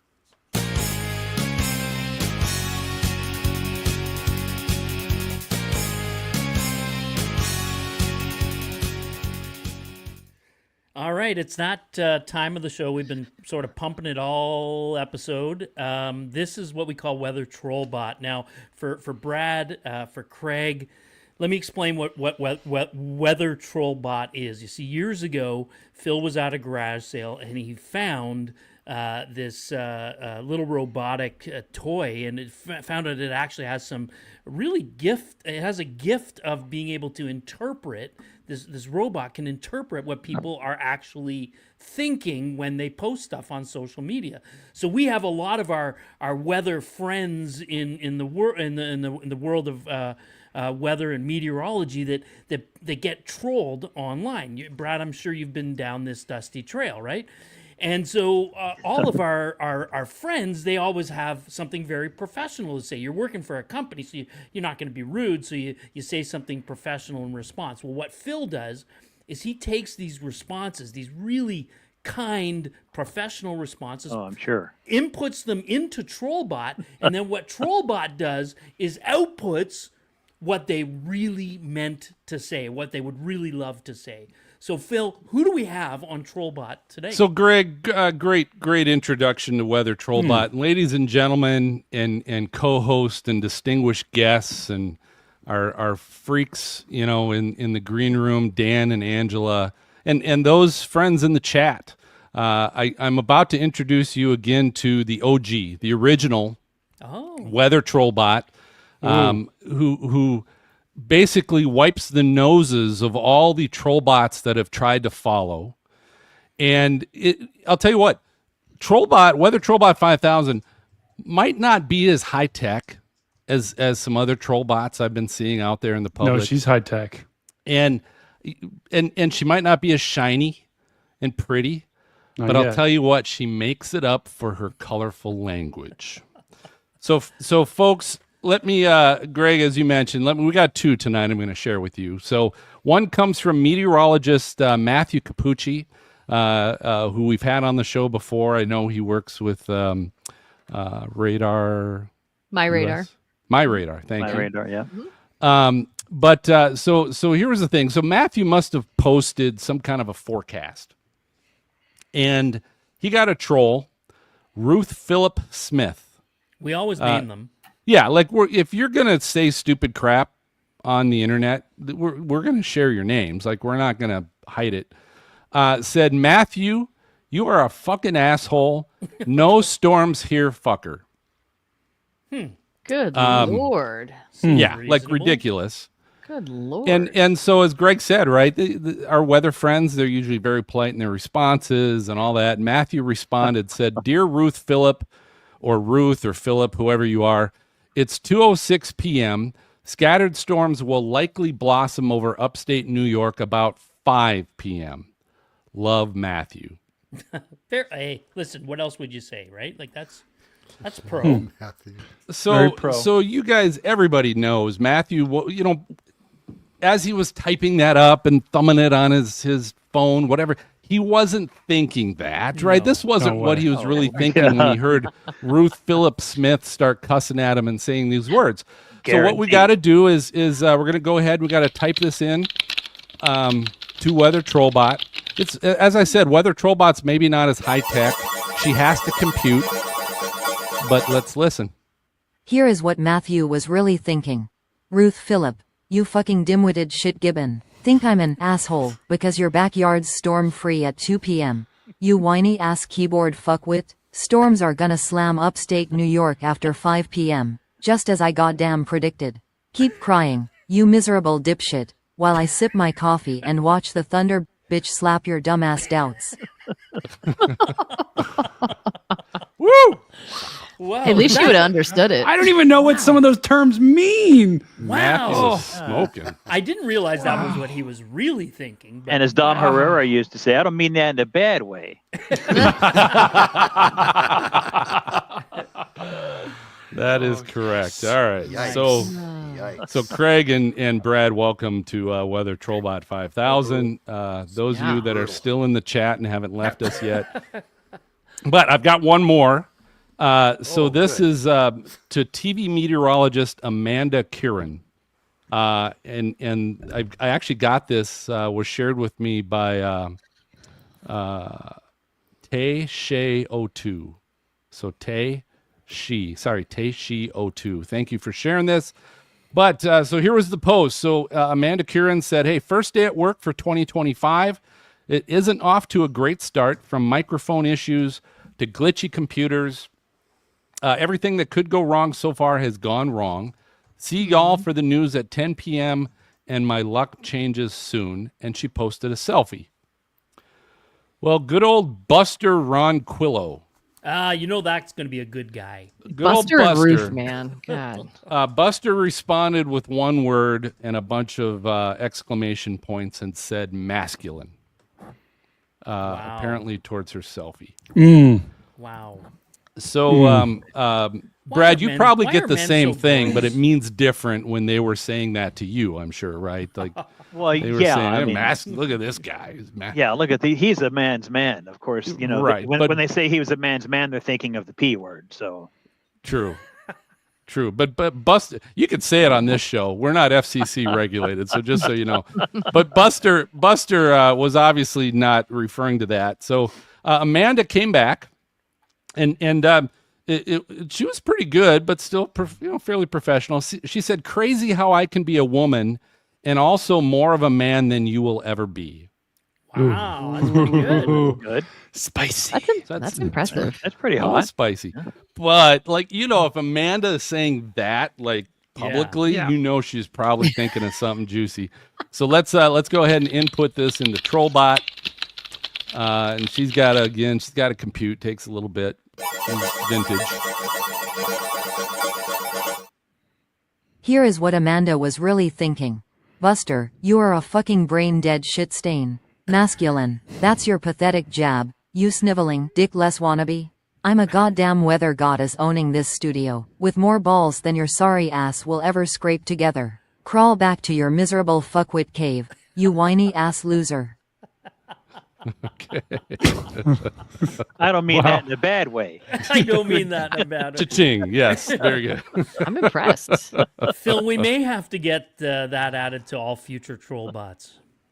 I don't mean that in a bad way. Dom Herrera, man. I'm Let telling me, you. let Hi, me I am program- Trollbot and I have become self-aware. Greg, I like your hair. And Phil, did you know Trollbot is now also in the chat?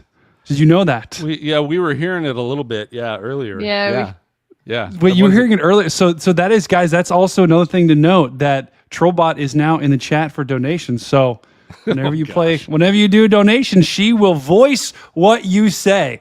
So that is another thing. timing Trollbot on- is sticking around. You know, Brady, the timing on that, we got to be kind of careful a little bit with making that an entire show opportunity for people. Well, you're probably right. Yeah, but you guys do need to develop the Trollbot Alexa skill, though, because I would love to be, wake up to my alarm, but with Trollbot talking to me. Yeah. Mm. Yeah, we'll work on that. Brad, Maz we'll work already on has that. All right. MJ, let's Send me a postcard, drop me a line. You've got mail, baby, yeah. Yeah, so we actually do get mail. We got some fans on this show, believe it or not. So we like to share some of the responses we get. So I'll just quick run through these. This is from SFF Review on Blue Sky. Says, sounds awesome. Weather Trollbot 5000 is such a unique concept.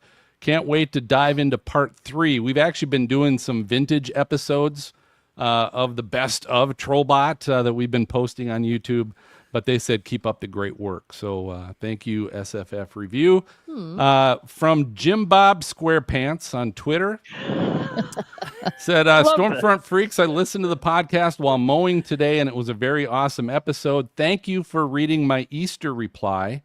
I wasn't expecting that, and I'm glad you got a kick out of my X handle. It was making me laugh, too. Good old Jim Bob SquarePants. Kyle Lawler on Twitter says, hey, I'm at work listening to Stormfront Freaks podcast with Gabe Garfield today. What an amazing episode. Great mix of science, both advanced as well as basic, plus a ton of laughs. I side with Tornado Greg in making it uncensored. Fucking hilarious. Thanks, Kyle. Zach Eggleston on Twitter says, hey, need suggestions for what to do when waiting for storms. Pretty boring out here. And Steve Thompson replied, listen to Stormfront Freaks podcast. So thanks, Steve, for that.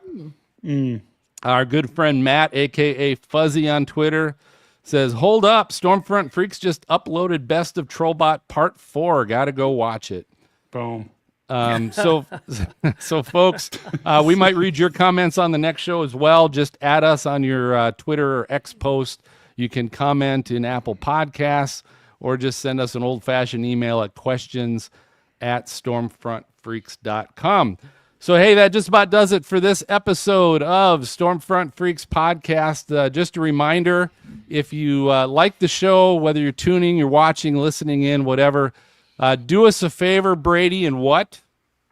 Smash the like and subscribe button as hard as you possibly can. Awesome. Thanks to our guests tonight, Craig Ceecee and Brad Huffines. Thank you guys so much for spending the evening with us. We had a lot of fun. Sounds like a Twitter pickup line. Smash it hard. You smash it hard. Brad is on it tonight, man. Let's go around the horn, freaks, and find out how people can follow you as well. Whether Serena, I'll start with you. Yeah, sure. Everything is at WX Serena on TikTok, Instagram, Facebook, YouTube, Blue Sky, stuff like that. And keep an eye out this summer. Third book with Frances Fox is coming out. It's the Tornado Story, y'all. Awesome. Ooh, Frances is getting around. Mm-hmm. That's a hot fox. Yeah, she's got a friend too, Taylor Turtle, in this one. Ooh, Taylor Turtle. Yeah. I've been hearing some rumors about Frances and Taylor. What is going on? MJ is just shaking his head backstage. Oh my gosh. All right, Brady, where can people find you? Stormcat5 on Twitter, X, that's the same thing, TikTok and Insta. And then on YouTube, we're right here at the Stormfront Freaks Network. Awesome. Cool. Thanks for jumping in late. How'd the hockey game go tonight? We lost. It's all right. Okay. Maz, where can people find you? Good luck finding me, but if you do, I'm on X, and that's at MoneyStorm, the number 4, the letter U. That's at MoneyStorm for you. He's got to be somewhere on the West Coast because it's still sunny out where he's at. And then Greggles, where can people find you and follow you? Tornado Greg on social media and cameraeasy.ca. Cool. All right, and you can find me tweeting and writing whatever on Stormfront Freaks. So let me see. Next episode. You guys want to know what's coming up on the next episode? Absolutely. So you guys know June marks the unofficial start to hurricane season.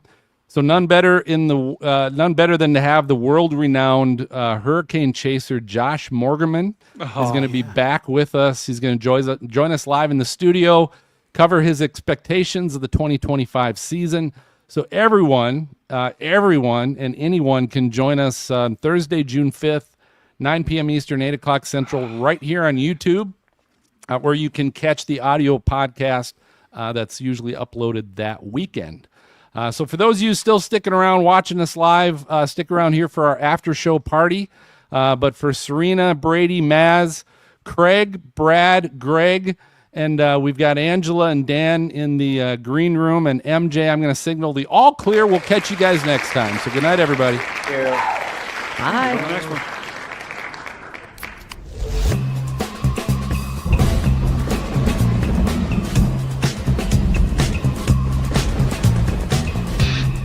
Thank you for tuning in to the Stormfront Freaks podcast. Our bi-weekly show is available on your favorite audio podcast player and on YouTube, along with videos from Stormcat 5 at youtube.com/StormfrontFreaks. Patreon team members can watch the live recording session and access other great member benefits.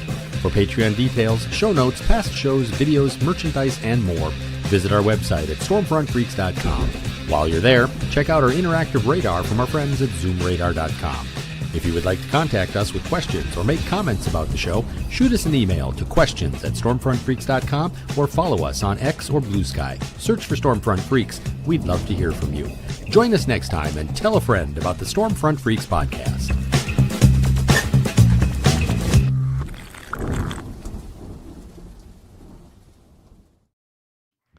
So, Brad, thanks, man. Thanks for spending some time with us. That was a lot of fun. Thank you. No, I really enjoy it. Thank you very much for having us. And I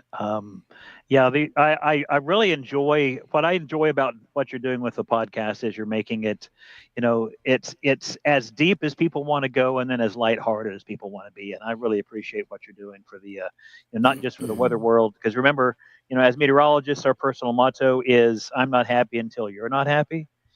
And that's kind of one of those things that we live out on a day-to-day basis. Is we see something awesome and say, "Damn, that's awesome! People died. I know, but it was awesome." Yeah. It's a different mentality, and we don't mean that. It's not. I never wanted to go into healthcare because clouds don't bleed and clouds don't have bitching family members. So once the clouds hit, you turn them over to those people so that they can have people that bleed and have family members that bitch at them, and we just move on to the next thing. Yes, man, you're on fire tonight, Brad. He is. That's good. Pretty impressive. Oh my god, it's impressive. I have to tell everybody I didn't quite finish my Don Chilada Michelada. I was gonna ask how was that? It was an experience. We'll leave it at that. Do you still have those? Do you still have those plush dolls that I bought? Oh yeah, I told you they're in my back of my car. I looked at the receipt. It was $50. It was $50 for 2 of those things. That was like the worst. It's so stupid why I bought that. What did you buy, Brady? Goodness I gracious. bought 2 plush things and it was $50. Anyway, moving on. Brad. Yes. It was great meeting you. I have to run, so sorry guys. I'm gonna have to miss the rest of the after show. But great show, and thanks for sharing your story. Appreciate it. Brad, before you leave, Yeah. Yep. will you send me a T-shirt? I'll buy it. Oh sure. Give the address, or Phil. Would you have Angela's address? Yeah, I've got it. I'll get it to you. Okay. Yeah, I'll send you one. I want one, Greg. Thank you. All right. Can I have one? Sure. No. However, I will say Why this do I- though. Our mail service goes on strike tomorrow, Angela. Oh, That's a problem. So it may actually have to wait until after the strike. Because literally they're going to be going on strike tomorrow morning at like 9 a.m. So, I mean, I'm only at home every other weekend, so my poor post office lady, she's very patient. Yeah. So, yeah, I will be too. All right, sounds good. Take All care, right, guys. see you, Greg. Thanks. Bye, See you, Greg. Phil, you want to see what can go wrong with Trollbot? No, I saw it already. Oh yeah, you already saw that. Okay, never mind. Yeah, that the percent. Do you know what created that? What happened there? No. Okay. I have no clue. Yeah, so somehow we got to figure out how not to make sure that just goes off during the podcast. Oh yeah. Well, wait, it was going on when I Yeah. wasn't here. Yeah, someone made was? a donation. It was one, I think. For pickles. Yeah, it was one for tornado. Yeah, it was And I pickles. wasn't What was it? here? It was He was Texas no Brady. tornado. Brady was here by then. Oh, was he? I believe, It had to be yes, when I was here believe he because it was. comes It through was my quick. OBS. It was Okay. quick Yes. because it said to buy a jar of pickles, and it was Yeah, it was Brady was here for sure. okay. It had to be because it comes through my OBS. So that's I can figure out how to mute it. But I have no clue what the pickles thing is. Chat, like what happened there? Like where did that come from? I'm actually curious too where that pickles thing came from. So I would Pickles say are, that pickles are the new nuggies, man. I It would might say be. that they're just gurking your chain. Jeez. Okay, there's a time to start shutting things down, Brad, and that time might be now. But in that case, back to my bread and butter. So, okay, good night, guys. No, again, thank you very much. I appreciate Not it. kosher, Brad. Not kosher. Yeah. Oh, yes. Very But good. gosh. Very good. Wow. All right. No, good night, guys. Thank you. Cool. For Yep. inviting Thanks, me Brad. here. We I really appreciate your appreciate it. time. Thank you. Let's do this again. All right. We'll see you. All right. All right, so sing me happy birthday. Was it? Oh, Is wait. it today? It's Saturday. It's Saturday. Okay. Happy birthday. Oh, Brady, we got to harmonize. Come on, Brady. Wait. Oh my gosh. He's gonna get the What's he getting? Probably his recorder. Now you really see. You see behind the scenes. curtain. Yeah, behind the curtain. Behind the curtain. See, I told you it's like he's unzipping his room. Yeah, you're right. Yeah, it That's literally very true. was. That was interesting. It's Yeah, it amazing too. kinda He couldn't go fucked in my around head it, but that's a little bit. impressive. Hang on. He's looking for his recorder. He's gonna. Yes, he is. Oh, He's gonna play happy. Don't look. Don't look. Don't look. Don't look. Okay, here we go. All right, you guys ready? Okay. 3, 2. Happy birthday to you. Wait, hold on. Wait. Okay. Happy birthday to you. Happy birthday to you. Happy birthday, dear Angela. I can't. Happy birthday to you. Happy birthday. Yay! Thank you. Oh, I'm so sorry I butchered it. Oh.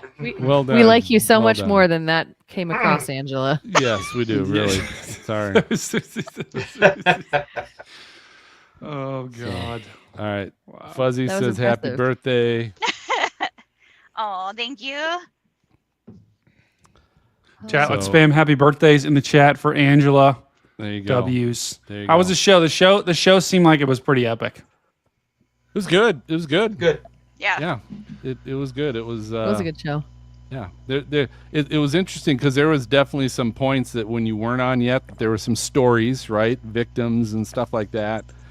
And so, you know, when you apparently once you jumped on and the text to audio started happening, I was like, oh.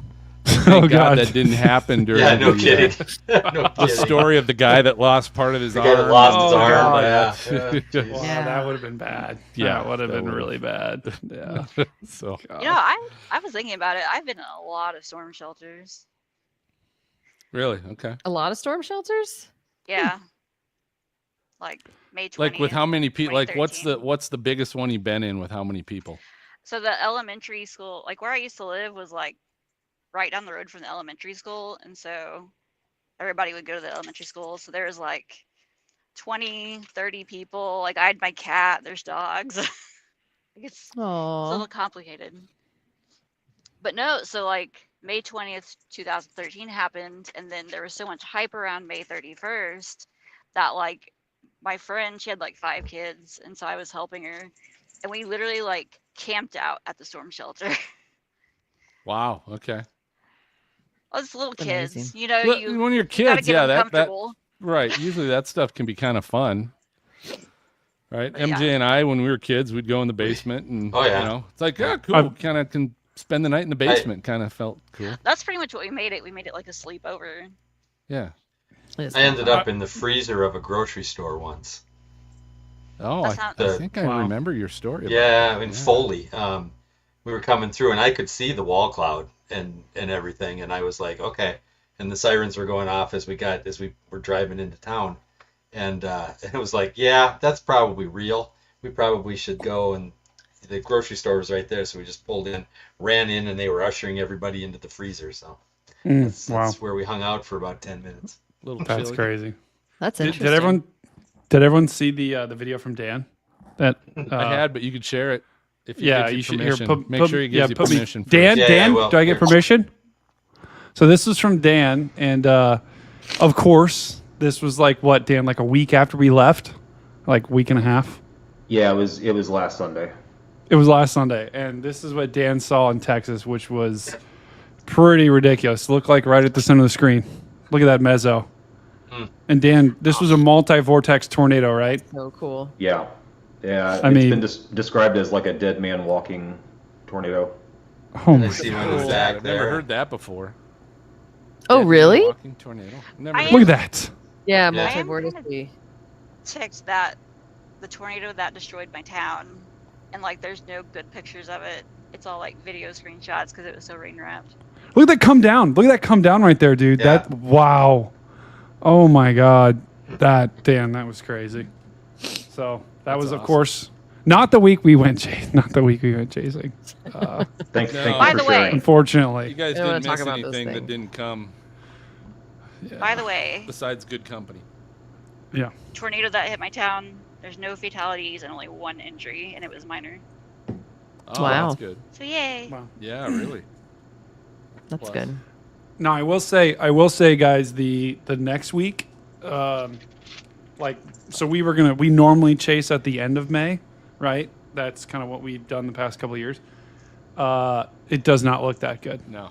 Nope. Yeah, it doesn't. It looks like the same we would have gotten. So, it looks like total ridge. It actually looks worse than ours did when we were down there at the beginning of May. So, we're cursed. We might be cursed. We actually might be cursed. It's like whatever week we pick, but I don't know. Because normally in May there's that lull, right? There's that week or week and a half where it's just quiet, and ours wasn't quiet though, Don't right? say I mean, the we Q still. word, Brady. Yeah. I know the chat hates the Q word, but we're still good. We still at least got storms. But Yeah, I didn't think And it was you went to that bad. Galveston. Like that's. we'll not get it the one of worst these thing. years. Yeah, Hey, we went to Galveston. that was fun. Galveston was Some That people- was awesome. really fun. And Serena and Dina all got in the water, which was pretty epic. That was pretty cool. Are you guys all going to Morgan's hurricane party? Yeah, I am. No. Okay. I was going to go, and then like my cousin's wedding is June 7th, so it's a complete Oh. disaster, and I'm in it, so I can't, I Yeah. can't go. Hey, it's still a choice. It's not like you have to. Like no one. Just like, hey, I know you asked me to be a groomsman, but I'm gonna go to this hurricane party in Louisiana. That is correct. Just get yourself like a cardboard cutout and put it up there. Oh yeah. Is there, Serena? Do you know? Is it a multi-day thing or is it just one? Nope, one it's a day. it's a 1 day thing. And it should be pretty fun. So I know RM Young's going to be there, the guys that make the big white wind monitors with the black propeller. And so I know them all pretty well, so I've already going to meet up with them, which will be fun, and be a lot of fun stuff going on there. And I have a special dress that I'm wearing to this thing Awesome. that's going to Rep be the freaks. I'm bummed. weather focused. Oh, I shall. It'll be fun. That'll be cool. Yeah. And I will say, I It looked don't know like if it was a good anyone time. is. I'm jealous. I don't know if anyone's down, but I might be going chasing at the end of May. So just in case anyone gets free for a couple of days, if there's Thought you anything just to said it chase. looked crappy. Thought you said it was bad. Yeah. It Yeah. does, but if it uptrends, then we might get a day or two of some West Texas magic near Lubbock or Clovis. With who? I don't Who you know. going chasing? Oh my God! Don't say Clovis. I don't know. I haven't really figured that out yet, but Really? Like, Yeah. would you go solo chasing? You don't peg me as a solo chaser necessarily. No, that would be a disaster. I would end up in a You ditch could do somewhere. it. You could do No. it though. Yeah, you No, could. no, I'll no, go with no, you. no.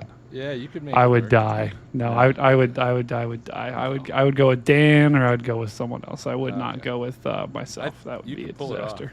Hey, My Brian, computer's about to die here, so I'm gonna Yeah. have to You peace out. froze, but okay.